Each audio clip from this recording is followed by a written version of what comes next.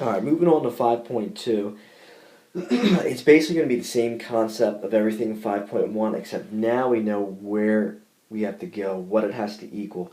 A common question from the first section was, well, how do I know when I'm done? Now we know when we're done, because I know I have to work with this left side, and it's got to equal this sine squared of x. So I'm going to keep working with this left side until I prove that it equals sine squared of x. Okay, I'm going to do 1 and 3 on these. I'm going to focus on the ones that already right in the problem is a Pythagorean identity.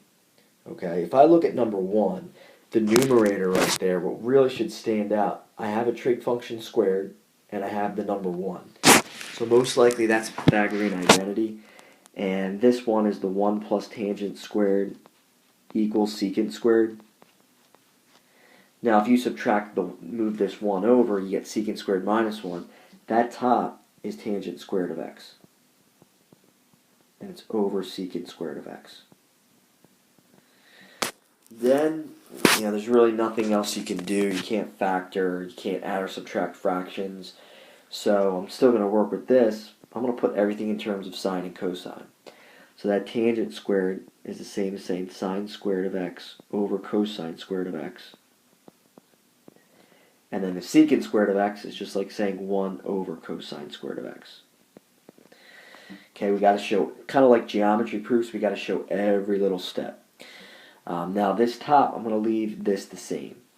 So it's sine squared of x over cosine squared of x. Then if you're dividing by this fraction, I'm going to multiply by the reciprocal of 1 over cosine squared of x, which is just cosine squared of x over 1.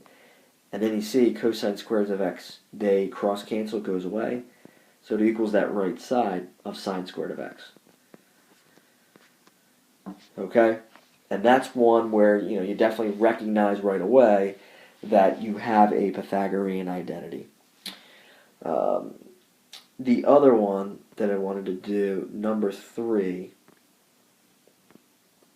Now, again, just like number 1, obviously you're going to work with the left side. That's a lot more complicated.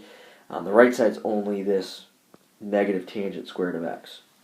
Now again, what stands out, I have a trig function squared and I have the number 1. A trig function squared and the number 1. Both of those factors are going to be Pythagorean identities. And this one right here we just went over. That tangent squared of x plus 1, well, that's secant squared of x. Now the next one's a little bit tricky. Now remember, it's 1 minus cosine squared equals sine squared. So if you switch this order around, then it makes this sign, it makes that negative. So this is negative sine squared of x. Now let's take a peek on this right side. That's good because we have a negative, and now here we have a negative. If I can just prove that somehow I can get the left side equal tangent squared, then we're good. And you can kind of see it, secant squared. The only thing to do is put it in terms of sine and cosine. Secant squared, this right there, is 1 over cosine squared. And then that negative sine squared of x I just leave as it is. And when you multiply this, you get negative sine squared of x over cosine squared of x. And then you have it. There's your quotient identity. Sine over cosine's tangent. So negative sine squared over cosine squared is negative tangent squared of x.